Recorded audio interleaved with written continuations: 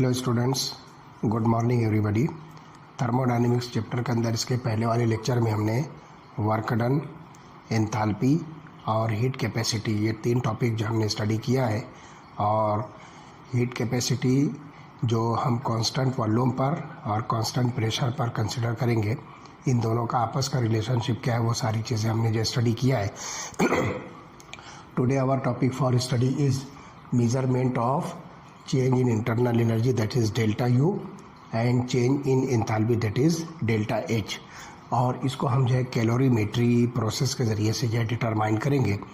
तो we can measure the energy changes associated with chemical और physical process by an experimental technique called as calorimetry.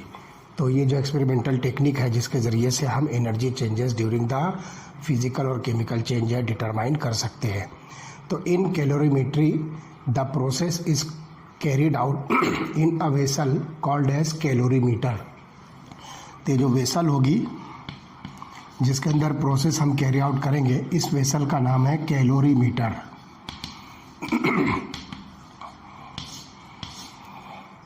तो इस calorimeter के अंदर देखिए क्या होगा कि इसके अंदर हम एनर्जी चेंजेस को जो है मेज़र करेंगे और उस एनर्जी चेंजेस की बेसिस पर जो है बहुत आसानी से हम चेंज इन इंटरनल एनर्जी और चेंज इन एंथैल्पी को कैलकुलेट कर सकते हैं। तो कैलोरीमीटर के अंदर क्या होगा कि यहाँ पर जो है हम नॉन वॉल्यूम ऑफ लिक्विड जो है कंसिडर करेंगे। तो इस नॉन वॉल्यूम ऑफ लिक्विड के अंदर जो है कैलोरीमीटर को हम जो है क्या करेंगे, इमर्स करेंगे। तो knowing the heat capacity of the liquid in which the calorimeter is immersed, जिस लिक्विड के अंदर हम कैलोरीमीटर को जो है इमर्स करेंगे तो उसकी हीट कैपेसिटी को जो है हम डिटरमाइन करें। और उसकी वजह से heat capacity of the calorimeter जो है आपको पता होगी। तो इसकी वजह से हम the heat evolve in the process by measuring the temperature change, ये हम जो है बहुत आसानी के साथ जो है कैलकुलेट कर सकते हैं। अब यहाँ पर ध्यान रखिए कि measurements are made under two different conditions. तो यहाँ पर जो मेजरमेंट हम लेंगे कैलोरीमीटर के अंदर, दो डिफरेंट कंडीशंस हैं। पहली कंडीशन जो इसके अंदर होगी eight constant volume, eight constant volume, इसके अंदर हम QV that is heat at constant volume हम यहाँ पर जो है कंसिडर करेंगे। और दूसरी जो कंडीशन होगी एट कांस्टेंट प्रेशर, और इसको हम यहाँ पर QP जो है कंसिडर करेंगे, that is the heat at constant pressure. तो ये दो कंडीशंस पर हम यहाँ पर जो मेजरमेंट्स को कैरी आउट करेंगे।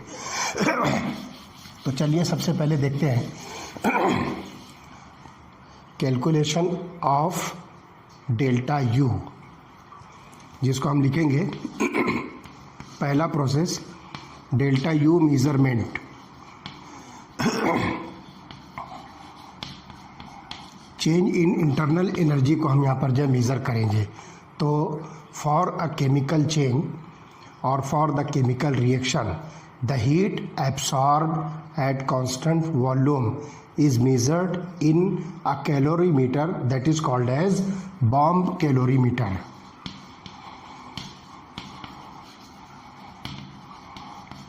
इस एक्सपेरिमेंट के अंदर, इस प्रोसेस के अंदर जो कैलोरीमीटर हम यूज़ करेंगे उसका नाम है बॉम्ब कैलोरीमीटर। और ये बॉम्ब कैलोरीमीटर क्या होता है मैं आपको जो है डायग्राम अभी बताऊंगा।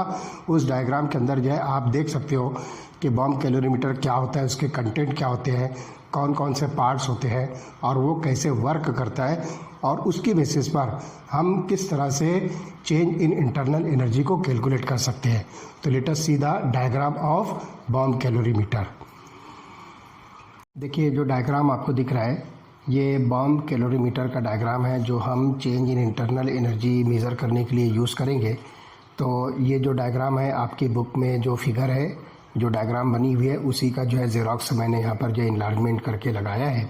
तो इसको जो अच्छी तरह से समझ लीजिए कि steel vessel that is called as bomb. तो आप यहाँ पर देखिए ये जो आपको पोर्शन दिखता है, it is the steel vessel and it is called as bomb, and it is immersed in water bath. तो ये पूरा जो आपको दिख रहा है ये वाटर बाथ है। इस वाटर बाथ के अंदर देखिए एक थर्मोमीटर है जो चेंज इन टेम्परेचर मेज़र करने के लिए यूज़ होगा। साथ ही साथ जो है एक स्टरर यहाँ पर जो लगाएंगे, ये जो एक पुली है यहाँ पर स्टरर, ये घूमेगा तो उसकी वजह से जो हीट है वो इक्वली जो है इस वाटर बाथ के अंदर जो है ट्रांसफ़र होगी, शिफ्ट होगी। और इसी के साथ साथ यहाँ पर आप देखिए कि एक ऑक्सीजन इनलेट है। तो आपको जो भी सब्सटेंस सैंपल दिया गया है इसको जो है यहाँ पर जो है कंबस्शन करना है इन प्रेजेंस ऑफ ऑक्सीजन। तो ये ऑक्सीजन अंडर प्रेशर यहाँ पर जो है प्रोड्यूस की गई है और ये इनलेट ऑफ ऑक्सीजन है। उसके बाद आप यहाँ पर देखिए जो ब्लैक कलर का ये पोर्शन आपको दिख रहा है, it is called as firing leads. तो फायरिंग लीड जैसे पटाखा आपने देखा होगा दिवाली वगैरह पर जो जलाते हैं, तो पटाखे के अंदर जो है एक थोड़ा सा जो है लीड जो है बाहर निकली होती है। आप उसको जो है जब आग लगाते हो तो वो जलने के बाद जब अंदर पटाखे के अंदर जो बारूद होता है वो फटता है। तो इसी तरह से ये भी फायरिंग लीड्स है। आप यहाँ पर इसको जब बर्न करोगे तो ये बर्न होते होते यहाँ पर आएगा और उसके बाद जो ये सैंपल बर्न होगा, कंबशन के दौरान में जो भी हीट चेंज होगा तो वो इस बॉम्ब से, स्टील वेसल से जो है ये शिफ्ट होगा वाटर बाथ के अंदर और टेम्परेचर का जो इंक्रीज़ है वो आप यहाँ पर जो है कैलकुलेट कर सकोगे। तो heat is given out from system to surrounding. तो ये जो है आपको बॉम्ब कैलोरीमीटर जो दिख रहा है ये जो है सिस्टम है और ये वाटर बाथ जो आपको दिख रहा है दिस इज़ द सराउंडिंग। तो ये बात जो है यहाँ पर ध्यान रखिए। The whole device is called as calorimeter. तो ये पूरे को आप जो है कैलोरीमीटर का जो है नाम दोगे।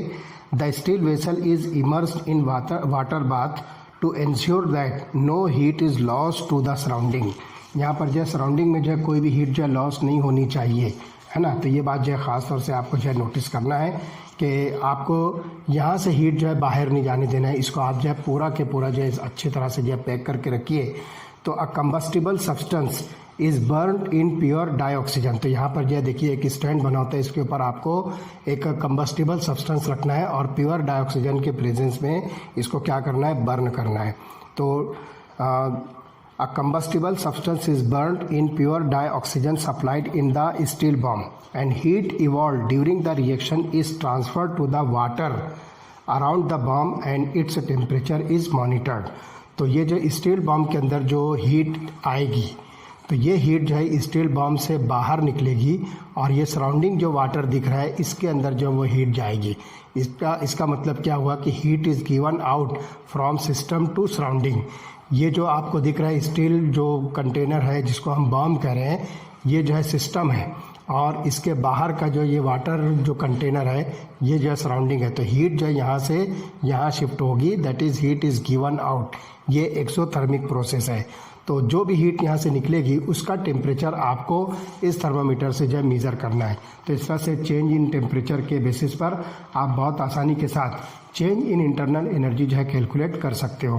तो हीट जो कुछ भी इसमें इवॉल्व हो रही है एट कांस्टेंट वॉल्यूम, आप यहाँ पर देखिए कि पूरा कंटेनर जो है एकदम पैक है। तो यहाँ पर जो है वॉल्यूम चेंज का जो है कोई सवाल ही नहीं उठता है। यहाँ पर डेल्टा वी जिसको हम चेंज इन वॉल्यूम कहेंगे उसकी वैल्यू जो है 0 होगी। तो चेंज इन इंटरनल एनर्जी जो होगी that is heat is given out under constant volume. तो जो डेल्टा यू की वैल्यू है वो क्यू वी के बराबर होगी। तो इस तरह से बॉम्ब कैलोरीमीटर के अंदर आप बहुत आसानी के साथ जो है जो हीट निकलती है उस हीट को इन the form of change in internal energy calculate कर सकते हो। तो देखिए आपने डायग्राम के अंदर ये चीज़ जो है बहुत अच्छी तरह से जो है समझ ली है कि बॉम्ब कैलोरीमीटर क्या होता है और किस तरह से जो है वर्क करता है। तो since bomb calorimeter is sealed, its volume does not change, that is energy changes associated with reactions are measured at constant volume। Bomb calorimeter जो है वो हर तरफ से कम्प्लीटली पैक होता है, सील होता है। इसका मतलब यहाँ पर जो है वॉल्यूम में कोई भी चेंज नहीं होगा। दैट मीन्स जो भी ऑब्जर्वेशंस आपको लेने हैं वो ऑब्जर्वेशन जो है कांस्टेंट वॉल्यूम पर होंगे। Under this conditions no work is done, कोई भी वर्क इसमें नहीं होगा as the reaction is carried out at constant volume in the bomb calorimeter. तो यहाँ पर जो कोई भी वर्क डन नहीं होगा क्योंकि ये जो रिएक्शन हो रही है, जो प्रोसेस हो रहा है, ये बॉम्ब कैलोरीमीटर के अंदर अंडर कांस्टेंट वॉल्यूम हो रहा है। Even for the reaction involving gases there is no work done as delta V is equal to 0। Delta V की वैल्यू जो है 0 होती है, क्योंकि हम यहाँ पर W is to minus P external into delta V लेते हैं। तो डेल्टा वी की वैल्यू अगर आप 0 रखते हो तो ये पूरी वैल्यू जो है 0 हो जाएगी, that means no work is done. तो ये जो है कांस्टेंट वॉल्यूम की बात होती है। तो temperature change of the calorimeter produced by the completed reaction is converted to QV। तो यहाँ पर जो टेम्परेचर चेंज होगा उसको आप जो है QV के अंदर जो है कन्वर्ट करोगे। जो कुछ भी प्रोसेस के अंदर जो है टेम्परेचर होगा, इस टेम्परेचर को आप जो है temperature change in the process और temperature change in the calorimeter produce by the complete reaction complete होने पर जो भी टेम्परेचर प्रोड्यूस होगा उस टेम्परेचर को हम कन्वर्ट करेंगे हीट एट कांस्टेंट वॉल्यूम, जिसको हम QV से इंडिकेट कर रहे हैं, by using the known heat capacity of the calorimeter with the help of the equation Q is equal to C into M into delta T. ये formula जो हमने इसके पहले आपको बताया था, जिसमें हम यह यूनिट मास ले रहे हैं, इसलिए Q is equal to C into delta T. तो इस तरह से आप जो है बहुत आसानी के साथ जो टेम्परेचर चेंज हुआ है उस टेम्परेचर चेंज को आप यहाँ जो है कांस्टेंट वॉल्यूम पर जो है कैलकुलेट करोगे। तो उस कांस्टेंट वॉल्यूम पर जो टेम्परेचर होगा उसको हम हीट पे कन्वर्ट कर रहे हैं, और इस हीट को आप जो है हीट कैपेसिटी और साथ ही साथ जो है चेंज इन टेम्परेचर के साथ जो है उसको लेकर जो है बहुत आसानी के साथ आप जो है बहुत इजीली जो है इसको कैलकुलेट कर सकते हो। तो यहाँ पर आपको जो है QV is equal to C into delta T. तो ये इस तरह से आप देखोगे कि delta U is equal to QV, हमको जो है पीछे हमने इसको जो है डिस्कस किया था। तो इस तरह से डायरेक्टली यहाँ पर जो आपको हीट मिलेगी कांस्टेंट वॉल्यूम पर, that is nothing but the direct consequence of change in internal energy of the system है। तो इस तरह से ये जो है डेल्टा U का मेजरमेंट हुआ। चलिए नेक्स्ट प्रोसेस हम लेंगे delta H measurement, second process. Delta H measurement, जिसको हम नाम दे रहे हैं चेंज इन एंथैल्पी। अब चेंज इन एंथैल्पी को मेज़र करने के लिए हम कौन सा जो है एक्सपेरिमेंट करेंगे और किस तरह से आप इसको जो है कैलकुलेट कर सकते हो। तो measurement of heat change at constant pressure generally under atmospheric pressure. तो यहाँ पर जो ध्यान रखिए, आपको प्रेशर जो है कांस्टेंट लेना है कांस्टेंट प्रेशर, और जनरली हम इसको जो है नाम देंगे this is nothing but atmospheric pressure. This pressure is generally the atmospheric pressure. तो इसको आप जो है बहुत आसानी के साथ ये एनर्जी चेंजेस को कैलोरीमीटर के अंदर जो है डिटरमाइन कर सकते हैं। तो इसके लिए जो कैलोरीमीटर यूज़ होता है, जिसमें हम डेल्टा H का मेजरमेंट कर सकते हैं, वो कैलोरीमीटर कैसा होगा उसका डायग्राम मैं आपको बताता हूँ। तो उसको जो है आप समझ लीजिए, तो बहुत आसानी के साथ आप डेल्टा H का मेजरमेंट कर सकते हो। चलिए देखिए, जो डायग्राम है ये भी आपकी बुक से ही जेरोक्स किया हुआ है। ये कैलोरीमीटर है जो आप चेंज इन एंथैल्पी कैलकुलेट करने के लिए यूज़ करोगे। तो आप देखिए कि ये जो है रिएक्शन मिक्सचर है, एक कंटेनर में लिया गया है, और इस कंटेनर को जो है एक बाहर के जो है कंटेनर के अंदर जो है पुटअप किया गया है, और इसके अंदर जो है ये थर्मामीटर जो है इंसर्ट किया गया है। तो ये जो है फोम्ड पॉलीस्टायरीन कप है, इसको जो है पूरा पैक किया है, और यहाँ पर ध्यान रखिए कि प्रेशर इसके अंदर जो है कांस्टेंट है। तो अंडर कांस्टेंट प्रेशर जो सिस्टम से हीट जो है लूज़ होगी सराउंडिंग में, तो वो जो टेम्परेचर आप नोट करोगे जो हीट चेंज है, तो दैट टेम्परेचर, और जिसको हम यहाँ पर कन्वर्ट कर रहे हैं QP के अंदर, that is the heat at constant pressure. तो that is the direct consequence of change in enthalpy. तो जो यहाँ पर जो है टेम्परेचर, ये रिएक्शन मिक्सचर के अंदर जो हीट इवॉल्व होगी सिस्टम से सराउंडिंग पर, तो उसका जो है टेम्परेचर जो आप मेज़र करोगे, उस टेम्परेचर को हम डायरेक्टली कन्वर्ट करेंगे QP के अंदर, और ये QP जो है equal to delta H, that is change in enthalpy होगी। तो ये कैलोरीमीटर के ज़रिए से आप enthalpy change of the chemical reaction को बहुत आसानी के साथ कैलकुलेट कर सकते हो। ओके, डायग्राम के अंदर आपने देख लिया कि डेल्टा H के मेजरमेंट के लिए हम कौन सा एपरेटस यूज़ करते हैं, और या आप इसको कहिए कि कौन सा कैलोरीमीटर यूज़ होता है। तो we know that delta H is equal to QP। Constant pressure पर जो हीट होती है उसको आप जो है direct consequence of change in enthalpy जो है कह सकते हो। तो देयरफॉर हीट एब्सॉर्ब और evolve at constant pressure is also called the heat of reaction और एंथैल्पी ऑफ द रिएक्शन। तो यहाँ पर हम जो है डेल्टा एच को नाम देंगे एंथैल्पी, क्योंकि डेल्टा एच है चेंज इन एंथैल्पी, तो हम इसको एंथैल्पी चेंज भी कह सकते हैं, या फिर it is also called as heat of reaction. तो यहाँ पर भी जो है आप जो है कांस्टेंट प्रेशर पर जो है हीट को जो है मेज़र कीजिए, हीट इवॉल्व और एब्सॉर्ब, जो कि डायरेक्टली जो है डेल्टा एच के बराबर होगा। तो in an exothermic reaction heat is evolve and the system loses energy. तो यहाँ पर जो ध्यान रखिए कि जो एक्सोथर्मिक प्रोसेस होता है उसमें जो सिस्टम से सराउंडिंग की तरफ जो है एनर्जी का ट्रांसफ़र होगा, जिसको हम कहेंगे कि the system loses the heat to the surrounding and therefore QP will be negative. तो ऐसी सूरत में यहाँ पर जो क्यूपी की वैल्यू जो होगी वो निगेटिव होगी। इसको हम नाम देंगे एक्सोथर्मिक रिएक्शन। और अगर यही रिएक्शन एंडोथर्मिक हुई तो heat is absorbed by the system from the surrounding. तो यहाँ पर जो है क्या होगा कि जो एंडोथर्मिक रिएक्शन के अंदर the heat is absorbed by the system, और इसके अंदर जो है क्यूपी की वैल्यू जो होगी वो पॉजिटिव होगी।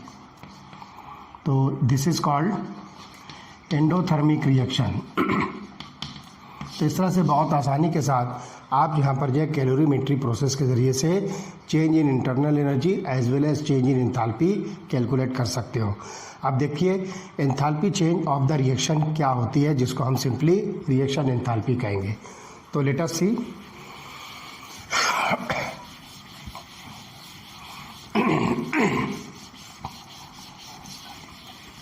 एंथैल्पी चेंज ऑफ रिएक्शन,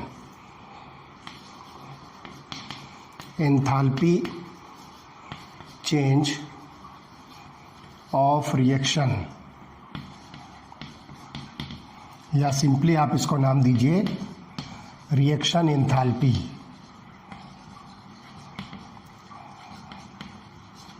और इस रिएक्शन एंथैल्पी को हम इंडिकेट करेंगे सिंबल डेल्टा आर एच से, delta R H, where this R stand for reaction. तो एक जनरल रिएक्शन आप जो कंसिडर कीजिए जिसमें रिएक्टेंट्स को आप कन्वर्ट कर रहे हो प्रोडक्ट्स के अंदर। Reactants are converted into the product. एक general reaction whatever it may be, कुछ भी हो सकती है। हम यहाँ पर जो है इसको जनरल सीक्वेंस कंसिडर कर रहे हैं कि रिएक्टेंट्स को आपने जो है प्रोडक्ट के अंदर कन्वर्ट किया। तो the enthalpy change accompanying a reaction is called as reaction enthalpy.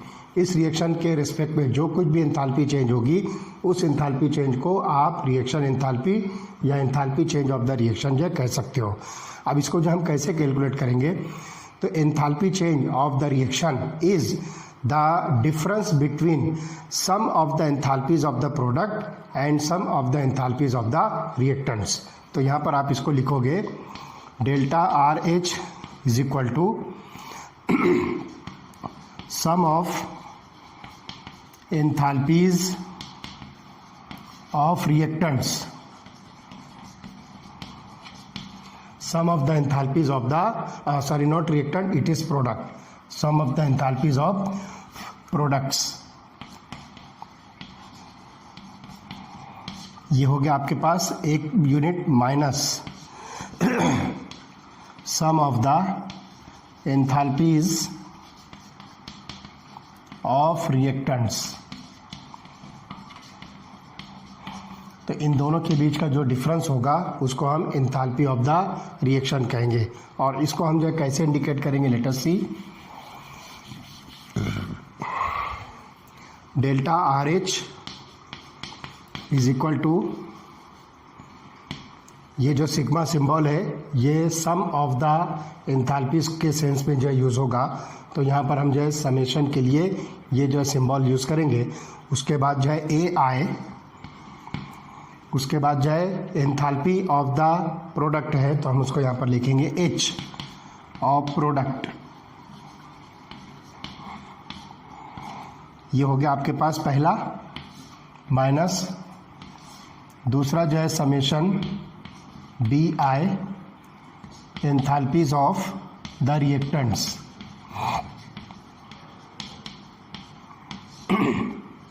तो यहाँ पर ये सिंबल जिसको हम सिग्मा कह रहे हैं, ये समेशन के लिए जो यूज़ होगा। The symbol sigma is use for summation. और इसमें ए आई और बी आई जो आपको दिख रहे हैं, these are the stoichiometric coefficient of the product and reactant respectively. ये जो आपको दिख रहा है ए आई और यहाँ पे आपको जो दिख रहा है B I, these are the coefficients, stoichiometric coefficients of the product and reactants respectively in the balance chemical reaction. अब इसके हिसाब से मैं एक आपको जो है एग्जांपल बताता हूँ जिसमें हम मीथेन का जो है कंबस्शन जो है कंसीडर करेंगे। तो मीथेन के कंबस्शन पर आपको कार्बन डाइऑक्साइड और वाटर मिलेगा। तो लुक हियर, मैं रिएक्शन पहले लिखता हूँ। CH4 gas plus 2O2 gas produces CO2 gas plus 2H2O liquid. अब इस इक्वेशन के हिसाब से आप देखिए कि हमारे पास जो प्रोडक्ट बनता है वो कार्बन डाइऑक्साइड और वाटर है, और रिएक्शन के अंदर जो रिएक्टिंग स्पीसीज है वो मीथेन और डाइऑक्सीजन है। तो अब इस इक्वेशन के हिसाब से हम इसको जो है कैसे लिखेंगे। तो लेट अस सी, जो हमारे पास जो इक्वेशन है उसके हिसाब से आपको मिलेगा delta RH is equal to HM। HM का मतलब हुआ मोलर एंथैल्पी। तो ये जो है मोलर एंथैल्पी है। तो molar enthalpy of carbon dioxide ये लीजिए पहले आप, CO2 gas, molar enthalpy of carbon dioxide. उसके बाद जो है 2 नंबर्स जो है वाटर है, तो हम यहाँ पर लिखेंगे plus 2HM, that is molar enthalpy of water liquid. तो ये आपके पास जो है पहला जो है पैरामीटर आ गया जो प्रोडक्ट्स का समेशन ऑफ द एंथैल्पी है। तो हमने देखा ये दोनों की एंथैल्पीज का समेशन, जिसमें enthalpy molar enthalpy of carbon dioxide gas और molar enthalpy of water liquid multiplied by 2। तो यहाँ पर देखिए AI की वैल्यू जो है 1 है और यहाँ पर AI की वैल्यू जो है 2 है। This are the stoichiometric coefficients. तो ये हो गया product minus molar enthalpy of methane gas plus oxygen, यहाँ पर आप देख रहे हो 2 नंबर्स में है, तो हम यहाँ लिखेंगे 2 molar enthalpy of O2 gas. तो इस तरह से जो है आप बहुत आसानी के साथ किसी भी केमिकल रिएक्शन के अंदर जो है enthalpy of the reaction calculate कर सकते हो। तो enthalpy change is a very useful quantity and the knowledge of this quantity is required when one needs to plan the heating or cooling required to maintain an industrial chemical reactions। Industrial chemical reactions के अंदर अगर कोई ये plan करता है कि वो reaction mixture को उसे हीट करना है या उसे कूल करना है, तो उसके अंदर चेंज इन एंथैल्पी जो है एक बहुत ही इम्पॉर्टेंट फैक्टर के तौर पर जो है रोल प्ले करता है, और उसकी नॉलेज जो है उस पर्सन को होनी जो है बहुत ज़रूरी है जो इस प्रोसेस को जो है परफॉर्म कर रहा है। तो ये जो है बात ध्यान रखना है कि ये सारे प्रोसेस कांस्टेंट टेम्परेचर पर होंगे। And it is also required to calculate temperature dependent of the equilibrium constant. तो ये एंथैल्पी की जो वैल्यू है, चेंज इन एंथैल्पी, ये इक्विलिब्रियम कांस्टेंट की जो है टेम्परेचर डिपेंडेंट वैल्यू जो है कैलकुलेट करने में हेल्पफुल होती है। अब यहाँ पर हम देखेंगे कि ये तो हो गई एंथैल्पी ऑफ द रिएक्शन। अब standard enthalpy of the reaction क्या होता है उसको हम जो है डिस्कस करेंगे। तो let us see standard enthalpy of the reaction. तो इसमें वर्ड जो स्टैंडर्ड आता है तो उसका जो मीनिंग एक्चुअली होता क्या है वो मैं आपको बताने वाला हूँ। तो here standard enthalpy of reaction, standard enthalpy of reaction. तो enthalpy of the reaction depends on the conditions under which a reaction is carried out. जो कंडीशंस होती है रिएक्शन की, जिस पर रिएक्शन जो है कंप्लीट हो रही है, उसके ऊपर जो है एंथैल्पी ऑफ द रिएक्शन जो है डिपेंड करती है। And it is therefore necessary that we must specify some standard conditions. तो यहाँ पर ये ज़रूरी हो जाता है कि हम जो है उस रिएक्शन के लिए कुछ स्टैंडर्ड कंडीशन जो है डिसाइड कर सके, स्पेसिफाई कर सके। तो देखिए, the standard enthalpy of the reaction is the enthalpy change for a reaction when all participating substances are in their standard states।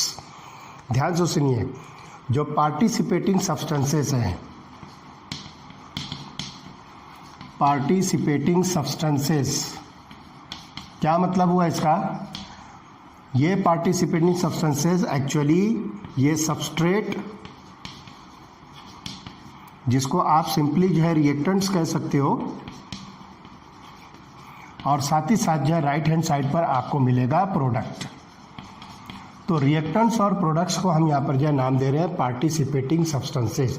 तो standard enthalpy of the reaction is the enthalpy change for a reaction when all the participating substances are in their standard states.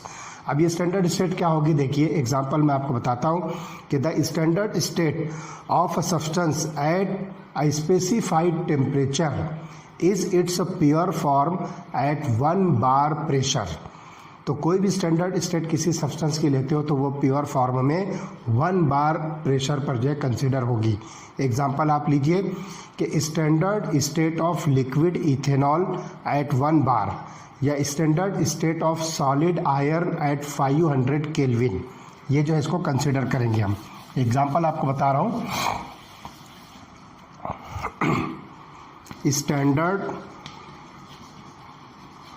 State of liquid ethanol at 1 bar, atmospheric pressure हम यहाँ पर जो है 1 बार जो है consider करेंगे और 298 kelvin पर, and 298 kelvin in pure form.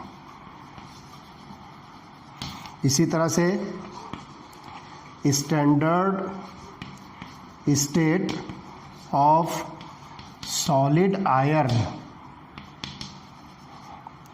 At 1 bar and 500 kelvin in pure form. ये इसकी जो है स्टैंडर्ड कंडीशन होती है, लेकिन जनरली हम 298 केल्विन को जो है एक स्टैंडर्ड वैल्यू जो है कंसिडर करते हैं।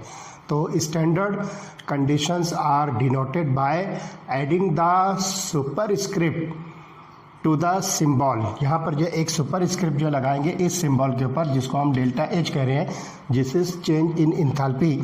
अगर इसी को हमने स्टैंडर्ड एंथैल्पी बताना है तो एक सुपरस्क्रिप्ट जो है आपको यहाँ पर लगाना है इस तरह से, सिंपली इट इज़ 0। ये जो है 0 है तो आप जो है डेल्टा एच 0 जो है इसको कंसिडर कीजिए।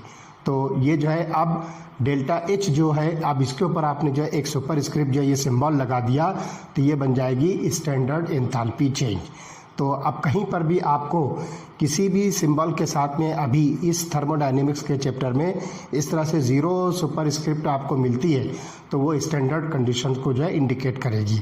अब देखते हैं enthalpy changes during the phase transformations क्या हो सकते हैं। तो let us see enthalpy changes.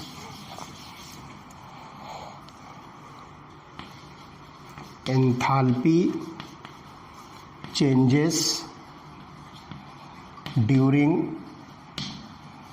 phase transformations।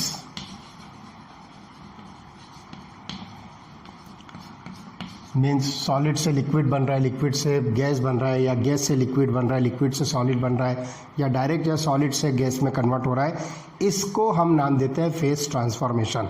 तो इन फेज ट्रांसफॉर्मेशंस के अंदर जो एंथैल्पी चेंज होती है उस एंथैल्पी चेंज को हम क्या नाम देंगे और उसको कैसे डिफाइन करेंगे। तो 1 बाय 1 हम जो देखते हैं बहुत सारी टाइप की जो एंथैल्पीज है।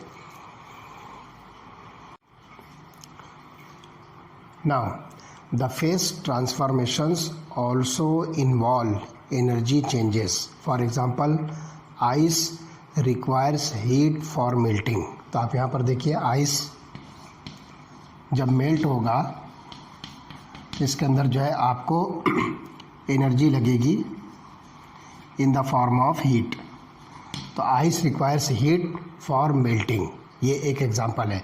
तो normally this melting takes place at constant pressure, that is atmospheric pressure, and during phase change temperature remains constant, that is at 273 kelvin. तो यहाँ पर जो इस फेज चेंज के अंदर टेम्परेचर जो है कांस्टेंट रहेगा और ये प्रोसेस जो है कांस्टेंट प्रेशर पर होगा, जिसको हम कांस्टेंट एटमॉस्फेरिक प्रेशर जो है कंसीडर करेंगे।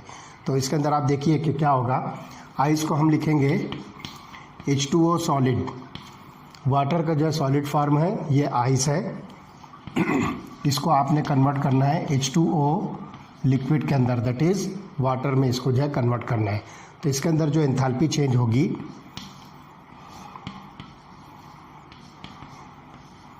ये एंथैल्पी चेंज आपको मिलेगी plus 6.00 kilo joules per mole.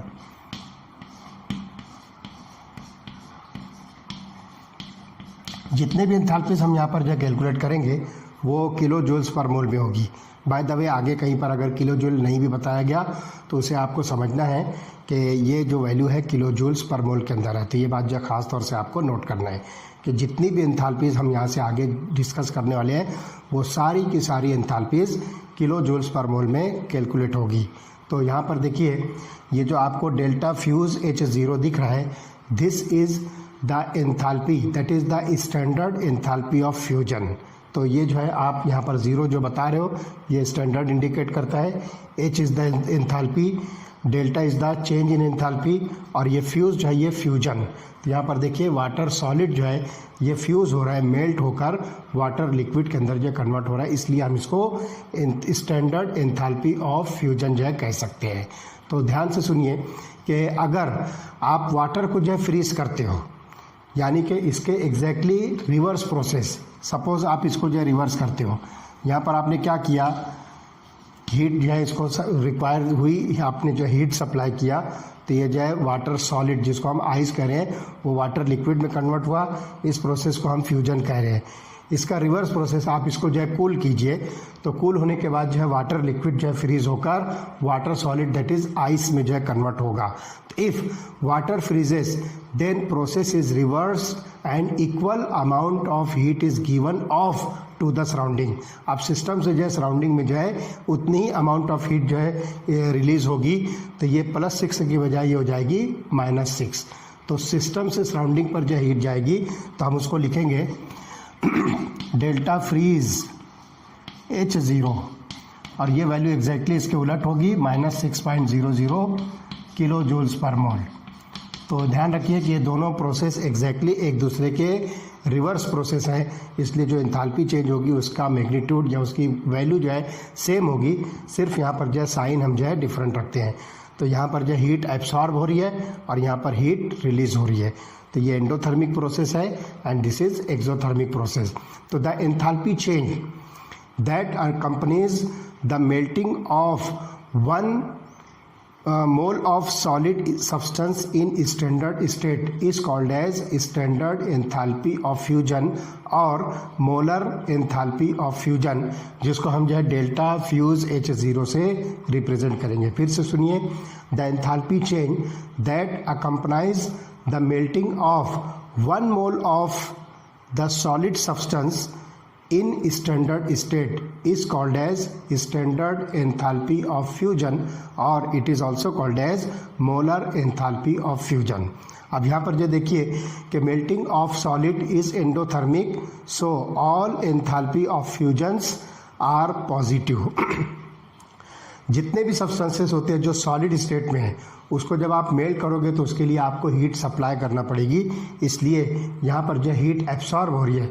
तो जितनी भी एंथैल्पीज ऑफ फ्यूजन होगी ये हमेशा जो है पॉजिटिव वैल्यू से इंडिकेट की जाएगी and these are the endothermic process.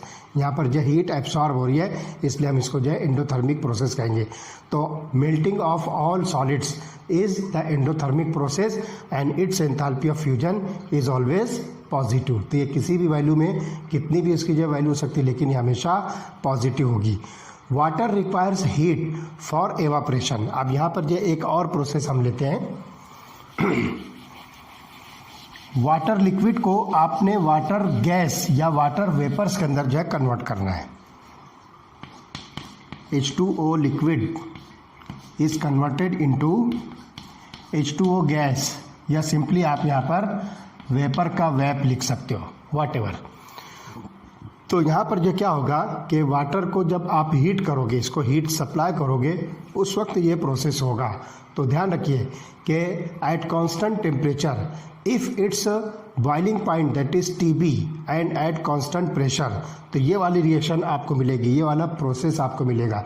और इसके अंदर जो एंथैल्पी है वो चूँकि एनर्जी जो है सराउंडिंग से ले रहा है, मतलब एंथैल्पी जो है ये आपको हीट एब्सॉर्ब की सूरत में मिलती है। तो हम यहाँ पर लिखेंगे डेल्टा वैप H0, और ये जो प्रोसेस आपको मिलता है, वाटर को आपने वेपर स्टेट में जो है कन्वर्ट किया, वाटर को आपने गैसियस फॉर्म में जो है कन्वर्ट किया है। तो इसके लिए जो एंथैल्पी रिक्वायर्ड होगी, जो हीट एनर्जी रिक्वायर्ड होगी, that is about 40.79 kilo joules per mole, 40.79 kilo joules per mole. और चूँकि यहाँ पर हीट एब्सॉर्ब हो रही है, इसलिए आप यहाँ पर इसको पॉजिटिव साइन से इंडिकेट करोगे। तो इसके अंदर आप देख रहे हो delta vap H0, this is the standard enthalpy of vaporisation. तो यहाँ पर जो ध्यान रखिए, हम इसको कैसे डिफाइन करेंगे कि amount of heat required to vaporize 1 mole of liquid at constant temperature and under standard pressure, that is about 1 bar, is called standard enthalpy of vaporization और molar enthalpy of vaporization, जिसको हम delta vap H0 से indicate करेंगे। फिर से definition सुनिए कि the standard enthalpy of vaporization is the amount of heat required to convert 1 mole of liquid at constant temperature under standard pressure 1 bar into its gaseous or vapor phase is called as standard enthalpy of vaporization और molar enthalpy of vaporization, जिसको हम इस symbol से जो indicate करेंगे। तो ये हो गई enthalpy of fusion, enthalpy of freezing, enthalpy of vaporization. अब एक एंथैल्पी और हम यहाँ पर जो देखेंगे, जिसको आप जो है सब्लिमेशन प्रोसेस कहोगे। तो सब्लिमेशन प्रोसेस के अंदर क्या होगा कि जो सॉलिड सब्सटेंस है उसको जब आप हीट सप्लाई करोगे तो without attending liquid state it get directly converted into its gaseous form. तो इस प्रोसेस को हम जो है सब्लिमेशन कहेंगे। तो sublimation is the direct conversion of solid into its vapour. Example आप देखिए कि सॉलिड कार्बन डाइऑक्साइड, जिसको हम ड्राई आइस कहते हैं, it sublimes at 195 kelvin with enthalpy of sublimation is equal to 25.2 kilojoules per mole। तो यहाँ पर जो solid carbon dioxide, solid CO2, इसको जो है सब्लाइम कीजिए तो ये जो है बनेगा गैसियस CO2 में, गैसियस CO2। तो कार्बन डाइऑक्साइड सॉलिड, यहाँ पर आप इसको जो है सिंपली ड्राई आइस कह सकते हो।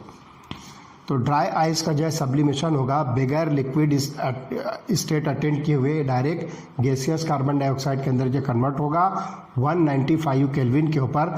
तो यहाँ पर जो इसका enthalpy of sublimation, standard enthalpy of sublimation जो होगा that is about 25.2 kilo joules per mole.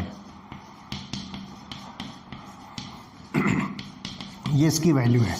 तो यहाँ पर जो है ये डेल्टा सब H0 जो है this is enthalpy of sublimation. इसी तरह से naphthalene sublimes slowly and for this enthalpy, standard enthalpy of sublimation is only 73 kilo joules. तो यहाँ पर जो आप देखिए नेप्थलीन जो सॉलिड फॉर्म में है ये कन्वर्ट होगी नेप्थलीन गैसियस फॉर्म में। तो यहाँ पर एंथैल्पी ऑफ सब्लिमेशन जो अपनी स्टैंडर्ड स्टेट में होगी, तो आप इसको स्टैंडर्ड एंथैल्पी ऑफ सब्लिमेशन कहिए। It is equal to 73.0 kilo joules per mole. तो ये सब वैल्यूज हम पॉजिटिव शो कर रहे हैं, इसका मतलब ये हुआ कि यहाँ पर हीट एब्सॉर्ब हो रही है सराउंडिंग से सिस्टम पर।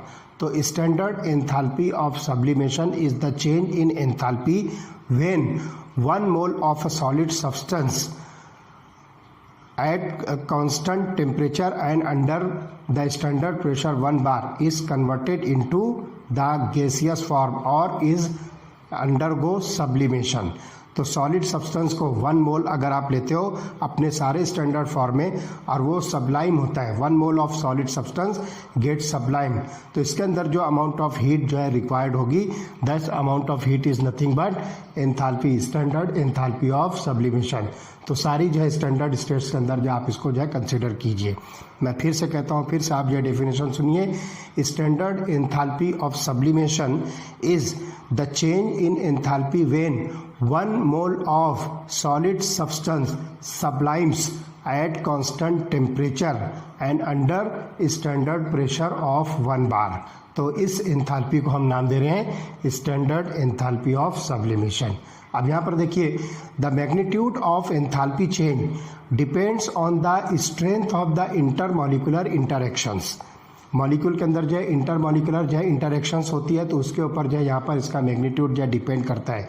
जितनी भी एंथैल्पी चेंज हमने अब तक के डिस्कस किया है, क्योंकि फेज ट्रांसफॉर्मेशन हो रहा है, डायरेक्ट जो है स्टेट ऑफ द सब्सटेंस जो है चेंज हो रही है, जैसे कि solid to liquid, liquid to solid, या फिर सॉलिड टू गैस, और इसी तरह से जो है लिक्विड टू गैस और गैस टू लिक्विड। ये सब के सब जो प्रोसेसेस हैं, ये फेज ट्रांसफॉर्मेशंस के प्रोसेसेस हैं, और इसके अंदर जो है जो एंथैल्पी चेंज होती है वो डिपेंड करती है इंटरमॉलिक्यूलर फोर्सेस जो उसके अंदर जो है वर्क करती है। तो it depends on the intermolecular interactions in the structure undergoing the phase transformations. For example, strong hydrogen bonds between water molecule hold them tightly in liquid phase। तो वाटर मॉलिक्यूल के अंदर जो है आप देखो लिक्विड स्टेट में, liquid phase में, तो यहाँ पर जो है स्ट्रॉन्ग हाइड्रोजन बॉन्ड्स होते हैं जो वाटर मॉलिक्यूल को एक दूसरे के साथ जो है टाइटली होल्ड करके रखते हैं। और इसी तरह से आप देखिए कि for an organic liquid such as acetone, the intermolecular dipole-dipole interactions are significantly weaker than hydrogen bonding presence in water. Therefore, the heat required to vaporize 1 mole of acetone is less than the heat required to vaporize 1 mole of water। तो यहाँ पर जो है आप ध्यान रखिए कि water के अंदर जो है स्ट्रॉन्ग हाइड्रोजन बॉन्डिंग होती है और एसीटोन मॉलिक्यूल के अंदर वीक डाइपोल डाइपोल इंटरेक्शन होती है, इसलिए 1 मोल ऑफ एसीटोन को वेपराइज करने के लिए जो एनर्जी लगेगी उससे कहीं ज़्यादा एनर्जी आपको 1 मोल ऑफ वाटर को वेपराइज करने के लिए रिक्वायर्ड होगी। अब आप देखिए कि आपकी बुक के अंदर मैं बता रहा हूँ टेबल नंबर 6.1, ध्यान से इसको नोट कीजिए। टेबल नंबर 6.1 आपकी बुक के अंदर, this shows the standard enthalpy changes of fusion and vaporisation for some substances. बहुत सारे सब्सटेंसेस के अंदर जो standard change in enthalpy, vaporisation और फ्यूजन की है वो इस टेबल नंबर 6.1 के अंदर जो है शो किया गया है।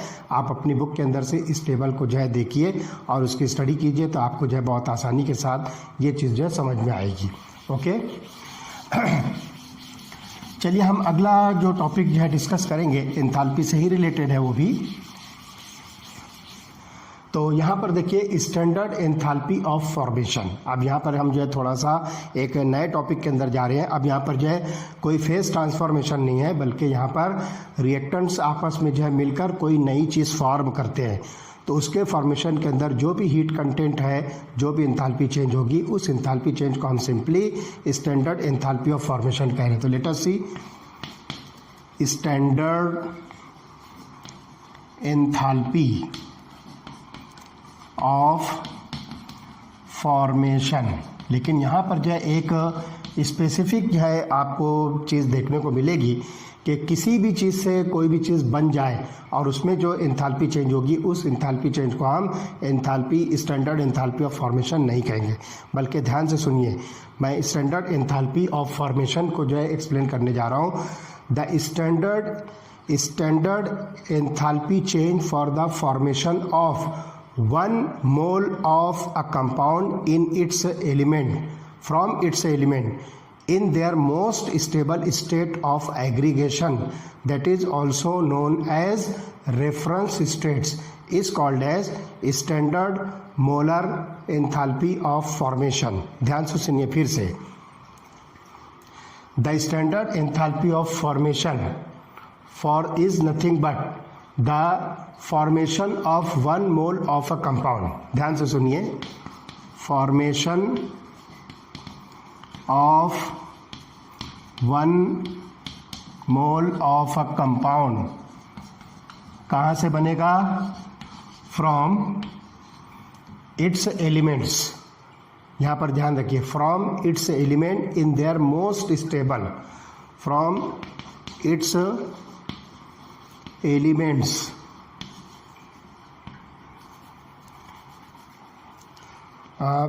formation of 1 mole of a compound from its elements in their most stable states, in their most stable states.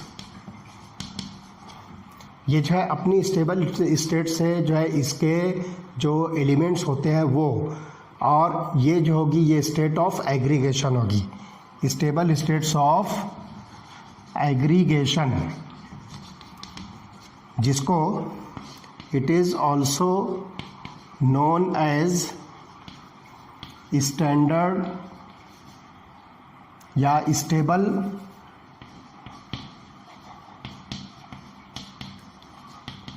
State. इसका जो है एक दूसरा नाम है स्टेबल स्टेट, या आप इसको नाम दीजिए reference state, also known as, ये सही इसके लिए प्रॉपर वर्ड होगा reference state.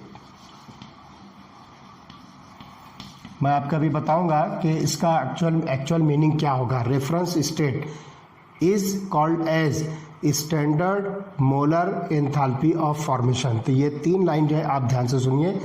Standard enthalpy of formation is the enthalpy change for the formation of 1 mole of a compound from its element in their most stable states of aggregation, that is also known as reference state, is called as standard enthalpy of formation. ये जो है बात ध्यान रखना है, और इसको जो है हम इंडिकेट करेंगे डेल्टा एफ H0 से. This is called as standard enthalpy of formation. अब ध्यान से सुनिए कि the reference state of an element is its most stable state of aggregation at 25 degree Celsius and 1 bar pressure. 1 bar pressure और 25 degree Celsius पर किसी भी element की जो most stable state of aggregation होती है उसको हम रेफरेंस स्टेट कहेंगे. For example, reference state of hydrogen is H2. यहाँ पर जो है ध्यान रखिए, मैं कुछ रेफरेंस स्टेट्स बता रहा हूँ, वही चीज़ आगे हम जो है कैलकुलेशंस वगैरह के अंदर जो है इसको स्टडी करेंगे. तो मैं यहाँ पर बताता हूँ आपको रेफरेंस स्टेट्स. अगर आप हाइड्रोजन लेते हो, रेफरेंस स्टेट ऑफ हाइड्रोजन, तो ये होगा H2. अगर रेफरेंस स्टेट ऑफ ऑक्सीजन आप कंसिडर करते हो तो ये होगा O2. Reference state of carbon अगर आप कंसिडर करते हो तो इसको हम लिखेंगे कार्बन ग्रेफाइट. और इसी तरह से reference state of sulphur consider करते हो तो ये होगा सल्फर रोम्बिक. तो ये इसकी जो है रेफरेंस स्टेट्स है, या फिर सिंपली आप उसको एलिमेंटल फॉर्म के अंदर जो कि मोस्ट स्टेबल एलिमेंटल फॉर्म होगा आप उसको जो है कंसिडर कीजिए. अदरवाइज ये रेफरेंस स्टेट्स आपके सामने है. तो जब कभी भी हम थर्मोकेमिकल रिएक्शन के अंदर अगर कार्बन लिखते हैं तो that carbon must be carbon graphite, और केमिकल रिएक्शन के अंदर अगर आप सल्फर कंसिडर करते हो तो that sulphur must be sulphur rhombic. ये जो है सबसे मोस्ट स्टेबल स्टेट्स होती है अपने एग्रीगेशन के अंदर. तो ये चीज़ जो है खास तौर से आपको नोटिस करना है. तो some reactions with standard molar enthalpies of formations are discussed here. तो यहाँ पर आप देखिए कि कुछ रिएक्शंस मैं यहाँ पर जो लिखता हूँ और उसके अंदर जो उसकी स्टैंडर्ड एंथैल्पी ऑफ फॉर्मेशन क्या होगी, 2-3 एग्जांपल्स हम जो है देखेंगे. तो आप यहाँ पर देखिए, हम इसको जो है कंपेयर करेंगे कि यहाँ पर हमने जो एलिमेंटल फॉर्म जो कंसिडर किया वो क्यों किया है, और एक और रिएक्शन हम इसमें स्टडी करेंगे, उस रिएक्शन के अंदर हम जो एंथैल्पी ऑफ फॉर्मेशन कंसिडर नहीं करेंगे। तो क्यों नहीं करेंगे वो चीज़ मैं आपको बताने वाला हूँ। तो सबसे पहले देखिए कि हाइड्रोजन गैस और डाई ऑक्सीजन गैस को हम जो है मिक्स करते हैं तो यहाँ पर जो है वाटर लिक्विड जो है फॉर्म होगा। तो let us see H2 gas plus half O2 gas gives rise to H2O liquid. ये सब के सब जो स्टैंडर्ड फॉर्म में है। तो आप देखिए रेफरेंस स्टेट हाइड्रोजन की H2 है, रेफरेंस स्टेट ऑक्सीजन की O2 है। तो यहाँ पर हमने जो है इसके एग्रीगेट एलिमेंटल फॉर्म जो है कंसिडर किया है, और इसके अंदर इसकी जो एंथैल्पी ऑफ फॉर्मेशन होगी delta FH0 that is minus 285.8 kilo joules per mole. इसकी जो एंथैल्पी जो होगी enthalpy of formation minus 285.8 kilo joules per mole. इसी तरह से कार्बन ग्रेफाइट को आप डाइहाइड्रोजन के साथ रिएक्ट करके मीथेन गैस फॉर्म करते हो। तो look here, carbon graphite comma solid, ये सॉलिड स्टेट में होता है कार्बन ग्रेफाइट। इसको आप जो है हाइड्रोजन गैस के साथ रिएक्ट कर रहे हो तो मैं लिखूंगा 2H2 gas that gives rise to CH4 gas.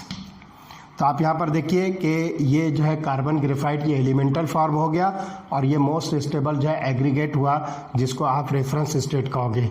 तो इनके ज़रिए से जो है मीथेन मॉलिक्यूल का फॉर्मेशन हुआ, और standard enthalpy of formation of methane तो ये होगी minus 74.8 kilo joules per mole.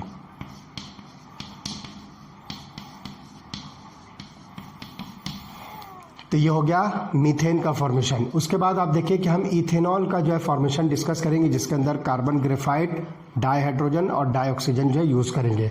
तो मैं उसको यहाँ पर लिखता हूँ, look here, carbon graphite solid plus 2H2 gas, यहाँ पर जो है आपको sorry not 2H2 3H2 gas लगेगा, प्लस हाफ O2 गैस। तो you will get here C2H5OH liquid, और यहाँ पर इसकी स्टैंडर्ड एंथैल्पी ऑफ फॉर्मेशन जो आपको मिलेगी that is about minus 277.7 kilo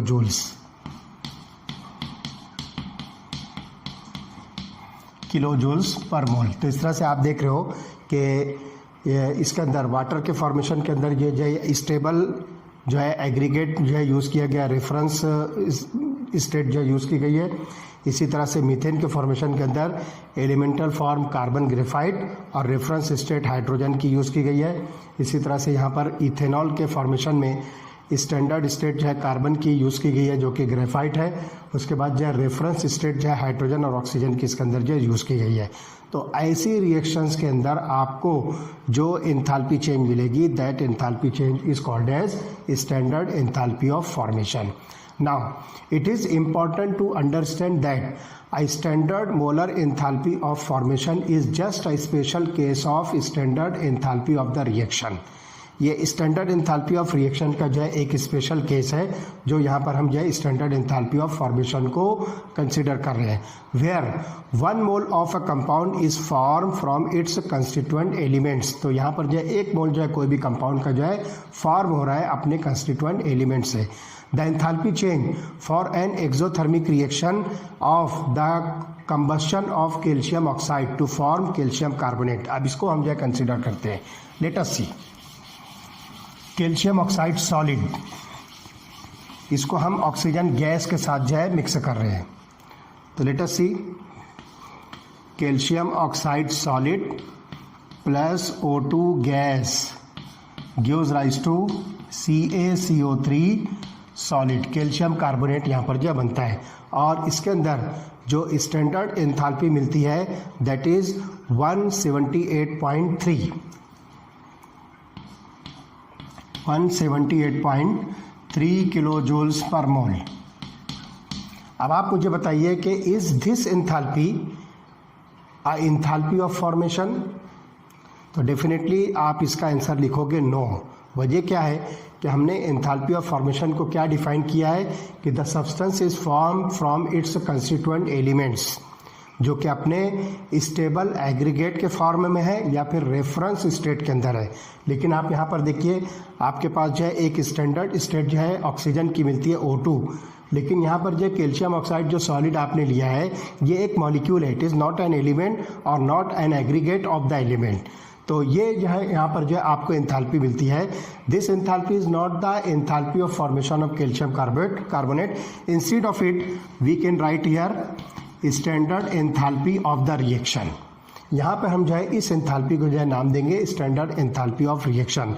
तो this enthalpy is not an enthalpy of formation of calcium carbonate since calcium carbonate has been form from other compounds and not from its constituent elements. इसी तरह से आप देखिए कि hydrogen bromide को form करने के लिए यहाँ पे हम जो एक रिएक्शन लिखते हैं H2 gas plus Br2 gas gives rise to 2HBr gas. यहाँ पर जो हाइड्रोजन ब्रोमाइड हम जो है फॉर्म कर रहे हैं गैसियस स्टेट में, और इसकी जो एंथैल्पी है दिस इज ऑल्सो -178.3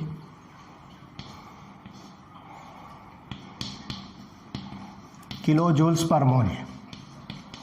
अब यहाँ पर भी हम देखेंगे कि इसके अंदर आपको रेफरेंस स्टेट तो मिलती है, रेफरेंस स्टेट तो मिल रही है हाइड्रोजन की और ब्रोमीन की, लेकिन ये बात जो है ध्यान से सुनिए कि हाइड्रोजन ब्रोमाइड के यहाँ पर जो है 2 मोल्स फॉर्म हो रहे हैं, जबकि हमारी डेफिनेशन के according 1 mole of a substance is form from its constituent elements, जबकि अकॉर्डिंग टू रिएक्शन यहाँ पर जो है 2 मोल्स ऑफ सब्सटेंस जो है फॉर्म हो रहे हैं। इसलिए बजाय स्टैंडर्ड एंथैल्पी ऑफ फॉर्मेशन के हम इसको भी standard enthalpy of the reaction कहेंगे।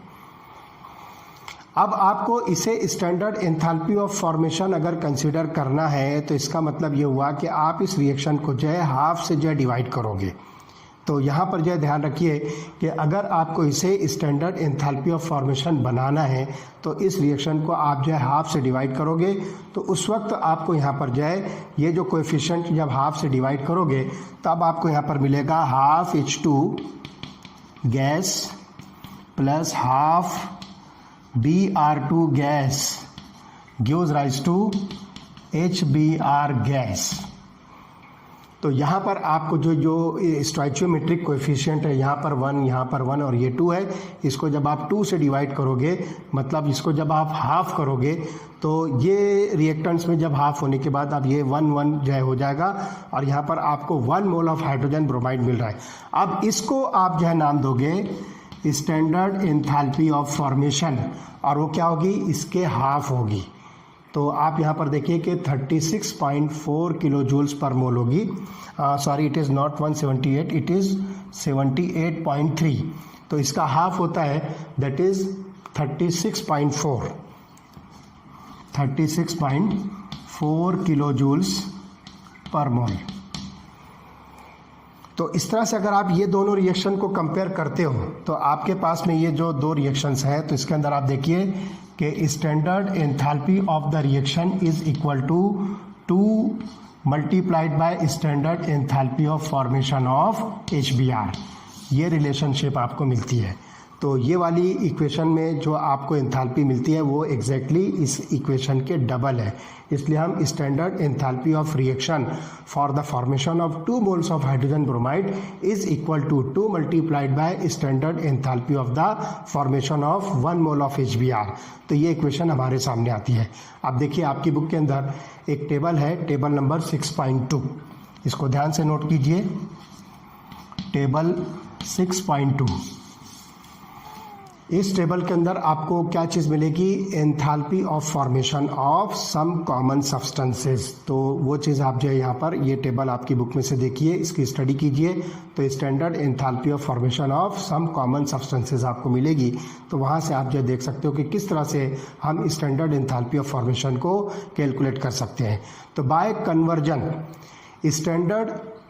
by convention, standard enthalpy of formation of an element in reference state that is its most stable state of aggregation is taken as zero. यहाँ पर एक बात यह खास तौर से ध्यान रखना है कि कन्वेंशन जो IUPAC का जो कन्वेंशन होता है उसके ज़रिए से standard enthalpy of formation of an element, simply आप जो है कोई सा भी एलिमेंट, फॉर एग्जांपल आप आयरन सॉलिड लेते हो या कॉपर सॉलिड लेते हो या कार्बन ग्रेफाइट फॉर्म में सॉलिड स्टेट में आप कंसिडर कर रहे हो, तो ये सब के सब जो है अपने एलिमेंटल फॉर्म में है, या फिर ये जो है रेफरेंस स्टेट ऑफ एग्रीगेशन में होते हैं, जैसे कि H2 मॉलिक्यूल, इसी तरह से Cl2 मॉलिक्यूल, O2 मॉलिक्यूल, तो ये रेफरेंस स्टेट ऑफ एग्रीगेशन है। तो इसकी जो एंथैल्पी ऑफ फॉर्मेशन होगी, जिसको हम standard enthalpy of formation, that is always taken as equal to zero. ये बात जो है आपको हमेशा ध्यान रखना है कि जो भी सब्सटेंस अपने एलिमेंटल फॉर्म में होगा या फिर जो भी सब्सटेंस अपने रेफरेंस स्टेट ऑफ एग्रीगेशन में होगा, तो उसकी स्टैंडर्ड एंथैल्पी ऑफ फॉर्मेशन आपको 0 किलो जूल्स पर मोल के बराबर लेना है। ये बात जो है खास तौर से नोट करना है। तो एग्जांपल हम लेते हैं, to calculate heat required to decompose calcium carbonate to lime and carbon dioxide with all substances in their standard state. तो यहाँ पर हम क्या करते हैं, डीकम्पोजिशन ऑफ कैल्शियम कार्बोनेट, इस रिएक्शन को एग्जैक्टली हम रिवर्स करते हैं। तो देखिए क्या होगा, लेट अस सी।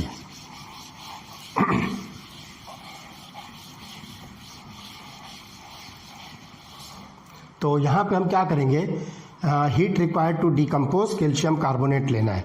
तो look here, CaCO3 solid, decomposition के बाद ये बनाएगा लाइम CaO सॉलिड और कार्बन डाइऑक्साइड गैस। यहाँ पर हम जो है ये कंसिडर कर रहे हैं। अब इसके अंदर जो है आपको पता करना है कि स्टैंडर्ड एंथैल्पी ऑफ रिएक्शन इसमें जो है क्या हो सकती है। तो following general equation can be use for the enthalpy change calculation. कौन सी जनरल इक्वेशन, जो इसके पहले मैंने आपको बताया था, वो क्या होगी, standard enthalpy of the reaction is equal to sum of standard enthalpies of the products minus sum of the enthalpies of the reactants.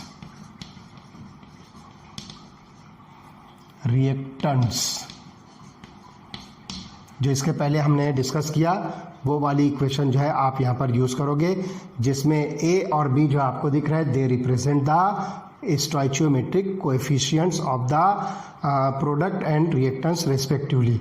तो यहाँ पर देखिए 1 है, ये भी 1 है, ये भी 1 है। तो यहाँ पर जो स्टोइचियोमेट्रिक कोएफिशिएंट जो है सब जगह पर जो है 1 1 1 जो है आप कंसिडर करोगे।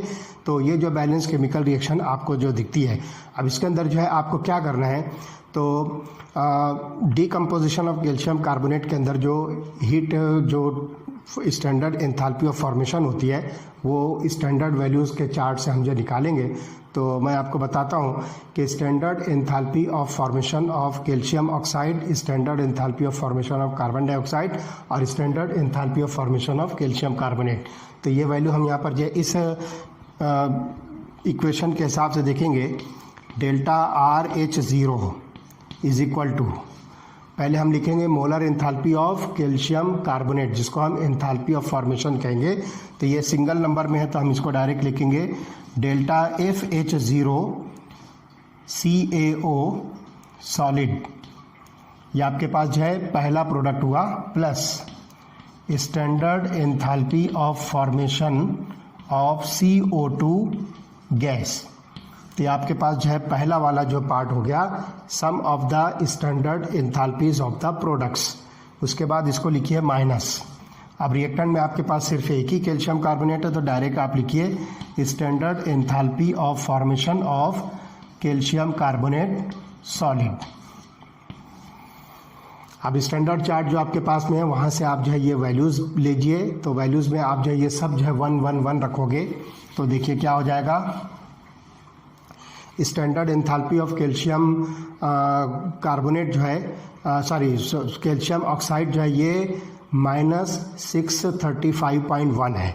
तो आप यहाँ पर लिखोगे, देखिए हो जाएगा delta RH0 is equal to, आप इसको पहले लिखोगे 1 इंटू ब्रैकेट माइनस 635.1, ये जो है standard enthalpy of formation of calcium का ऑक्साइड है 635.1।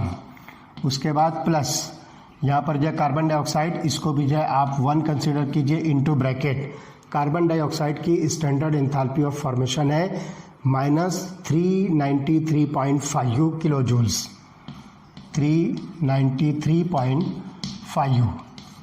ये आपके पास जो है पहला हो गया जिसको हमने ये कंसिडर किया। अब इसमें से आप जो है माइनस कर दीजिए 1 into bracket standard enthalpy of formation calcium carbonate की है 1206.9, 1206.9 किलो जूल्स। तो ये आपके पास में सेकंड होगी। अब इसको जो है सिंपली आप जो है सॉल्व कर लीजिए तो आपको जो है standard enthalpy of the reaction मिलेगी, जिसको आप डीकम्पोजिशन ऑफ कैल्शियम कार्बोनेट की स्टैंडर्ड एंथैल्पी कहोगे तो हो जाएगी 178.3। It is equal to 178.3 kilo joules per mole. और ये वैल्यू जो है पॉजिटिव में आएगी because the enthalpy change is always the endothermic process. तो यहाँ पर जो हीट रिक्वायर्ड है, सराउंडिंग से सिस्टम के अंदर जो हीट एब्सॉर्ब हो रही है, तो thus the decomposition of calcium carbonate is an endothermic process and you have the to heat the reactant or to heat the calcium carbonate if required for getting the desired product। तो आपको जो है calcium carbonate को heat करना पड़ेगा क्योंकि ये endothermic process है, सराउंडिंग से सिस्टम के अंदर जो हीट आ रही है इसलिए इसकी वैल्यू जो है पॉजिटिव होगी। तो इस तरह से यहाँ पर जो है ये different varieties of standard enthalpies हमने स्टडी किया। अब आगे हम देखेंगे थर्मोकेमिकल इक्वेशंस क्या होती है और उसके अंदर जो है और भी बहुत सारी different varieties of standard enthalpies हम उसके अंदर जो स्टडी करने वाले हैं। ओके।